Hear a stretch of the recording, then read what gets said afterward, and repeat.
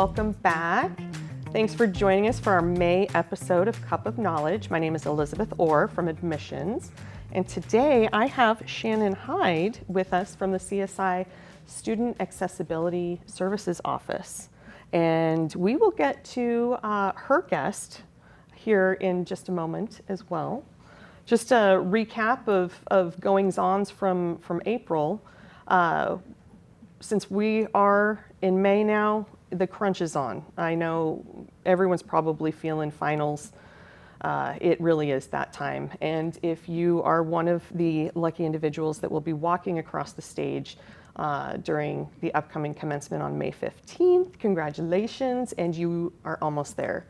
But for every one of us that's taking classes, myself included, we are also almost there, almost at the end of the semester. So just, we got to keep on going. Last month, we held 2 successful instant enrollment events. If you weren't able to join us there for those, we have many more coming up.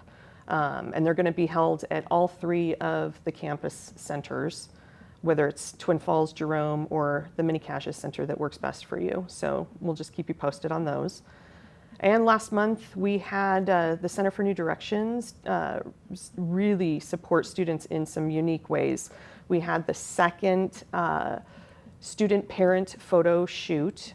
So students were able, it fills up so fast, but students were able to have photos taken, family photos with their kiddos, which is just, it's so great that Kara from the Center for New Directions puts that together.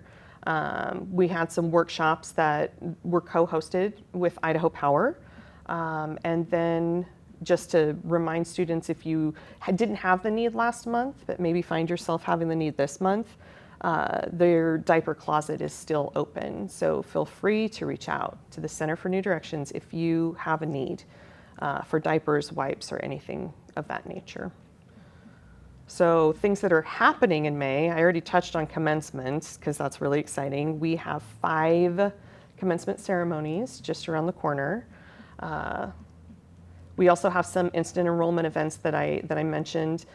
The first one's going to be Tuesday, May 19th at the Jerome Center, and that is our very famous, becoming more famous, Taco Tuesday event. It is a ton of fun. It's just, it's a community event. Come, bring your families, get some swag, get some tacos, catch some school spirit, and also get registered for classes. Or if you have any questions about scholarships, financial aid, all of the resources will be there, one-stop shop. And then the next day, Wednesday, May 20th, we will be having instant enrollment out at the Mini Caches Center.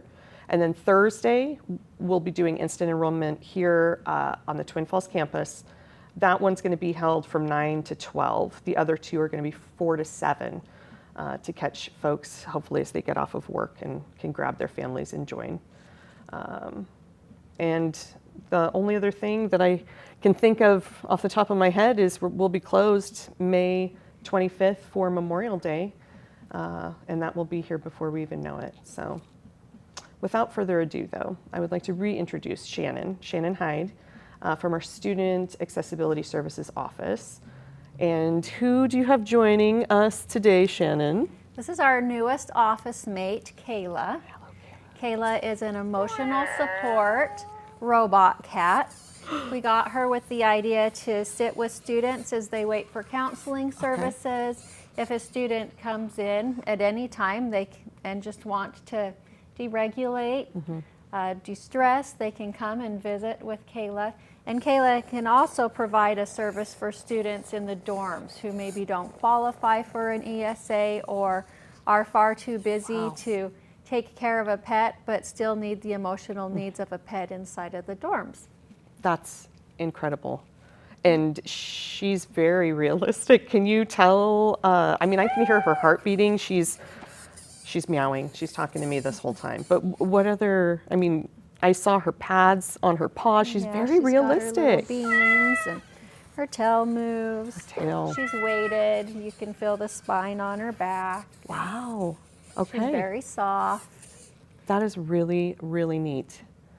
So you mentioned when students are waiting for counseling services. So can you tell us where your office is located and what all it entails? We're on the second floor of the Taylor building, and right next to HR. If you follow those signs for HR, that will get you to us too. And we share an office space with our mental health counseling services as well. So we're right up above the bookstore.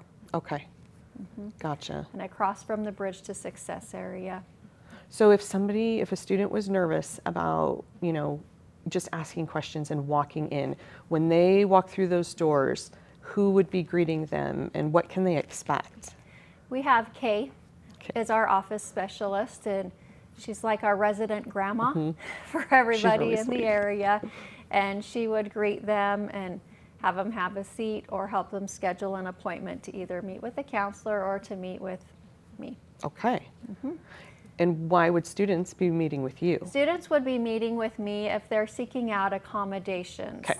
Either student housing accommodations or academic accommodations, or physical accommodations to access buildings and other things on campus. Okay. And just from perusing the website, I've noticed that there are a couple of other people that, at least when I'm looking at it, I consider to be on your team. And so can you tell us about them? Yeah, we've got Jackie Climbs. She's our reader scribe, so if a student has a need to have a test read to them or have writing done for them, she will do that for them. And then we've also got Carrie Peters, and she's our ASL interpreter and coordinator. Okay. So for our students with hearing impairments who need ASL, she takes care of that for them. Okay. And we provide lots of other types of assistive technology for students to use. If a student's had a surgery and they need a certain type of a chair in the classroom, that's something we can provide help with.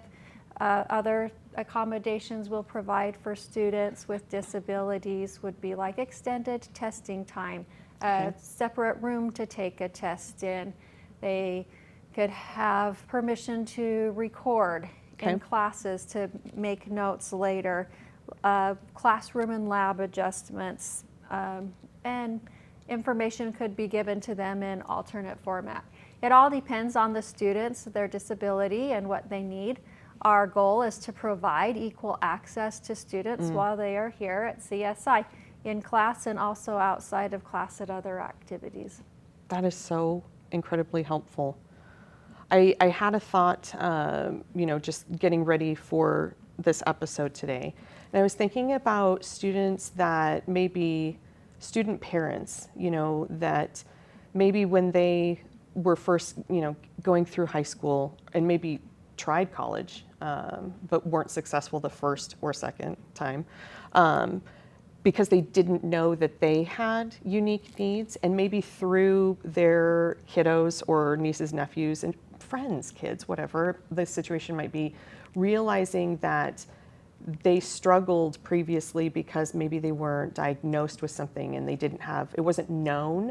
So could students maybe meet with you, ask you questions, and then if need be, go see their primary care physician or whatever you would recommend to get the necessary medical backing for these accommodations? Yep, yeah, that's what they can do. I understand that for non-traditional students, it's been quite a bit of time since they've been out of the K through 12 classroom area where maybe they had their 504 or their IEP, or like you've stated, they just were never diagnosed. Yeah. And so we allow students time to get that. We can serve them for the first semester. I'll talk to their instructors. Their instructors can write a note of saying, yeah, I've worked with this student beyond what I've worked with other students, and there's something going on here. So it's not uncommon for instructors to refer students that are in need of help. That's and great. So we can give them some temporary accommodations for the semester while the student shows proof that they are seeking out the diagnosis and working with their medical partnerships to get the supports that they need. I did not know that about the working with them for that semester. That to me just feels like it might relieve a weight, knowing that they can still be working through a semester, getting help while they're putting all those bigger pieces of the puzzle together to make something more official going forward? Yeah, because it can take a lot of time Yeah. to get a diagnosis. Okay.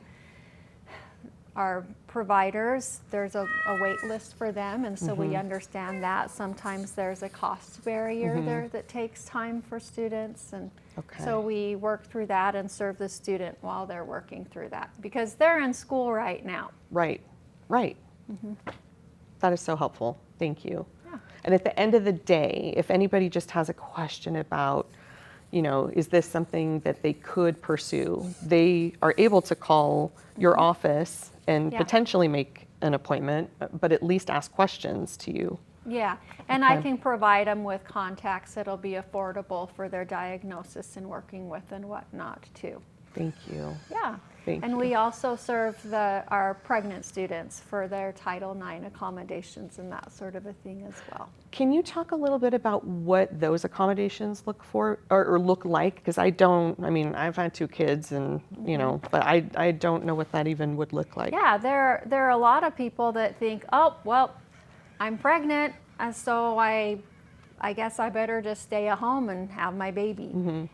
That's not the case. They don't have to do that as a student. They have the right to stay in school, continue taking their classes. Then when the baby is born, they can choose to pause their education and come back at the same standing that they left at. Okay. They don't just lose money and lose out on a grade. It's just like a pause button is hit.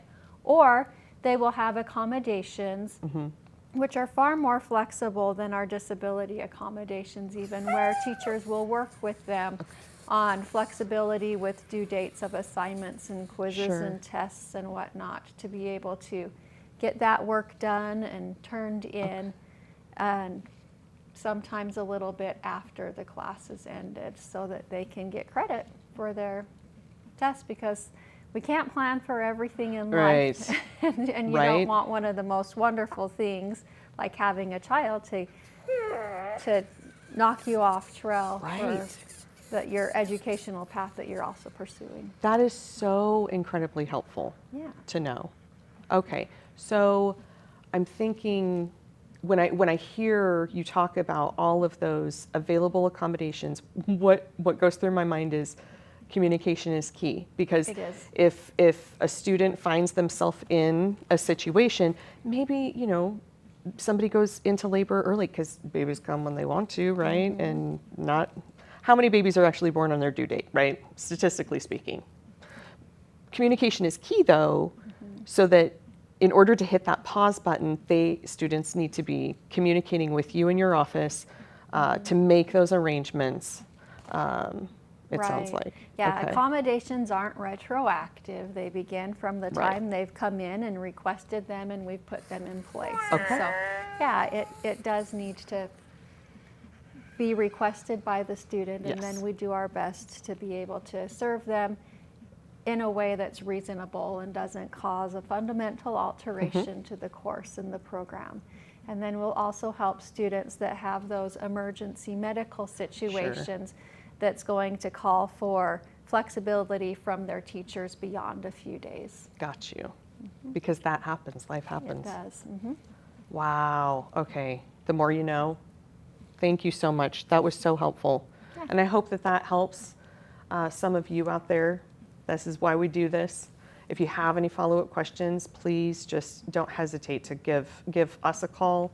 Our website is super user-friendly. You pull up csi.edu. There's a search bar at the top. You can type anything in, and Student Accessibility Services will take you to Shannon's office. But if the easiest thing is to find me, then do that, and then I can connect you as well. Thank you again, and thank you, Kayla. Before she angrily meowed. Yeah, that. Okay, she meowed. It's okay. Oh man, that was so helpful. I forgot where I was. All right, before we wrap up, just want to remind you again, just reach out if you need any assistance. That is literally what we're here for. We love what we do, and we're here for you. Scholarships, we have childcare scholarship applications that are open for the C campus scholarship specifically for the summer. That application is open. The fall will be opening soon. And then the CSI Foundation Childcare Scholarship, that application will open in the fall. But all of the other scholarships are open and available, so please get those applications in. If you need any help with that, again, that's what I'm here for. And even if you don't know what exactly is out there, just reach out and I can connect you with different resources. Other CSI resources outside of Shannon's office though, CSI Library, CSI Learning and Tutoring Commons, especially towards finals week, but then CSI Counseling Services, Gilbert's Closet if you need a nice outfit or even just a pair of shoes for an interview. Gilbert's Pantry always, and yeah, we're here and can connect you with any resources that you might need. So in June, we think spring semester is over, but summer classes are right around the corner. Summer classes literally start on June 1st for the 8-week term and the first 4-week term.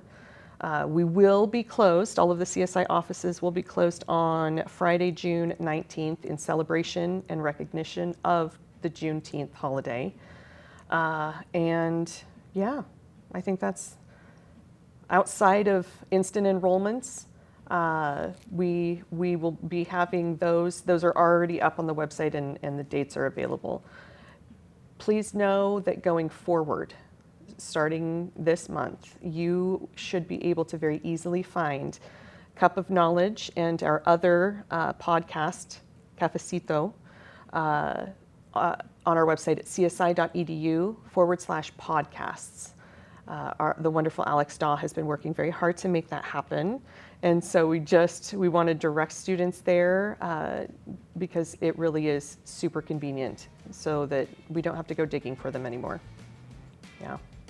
Thank you guys so much for joining us for May. Thank you, Shannon, again, and Kayla. All right, until next month, take care. Thank you.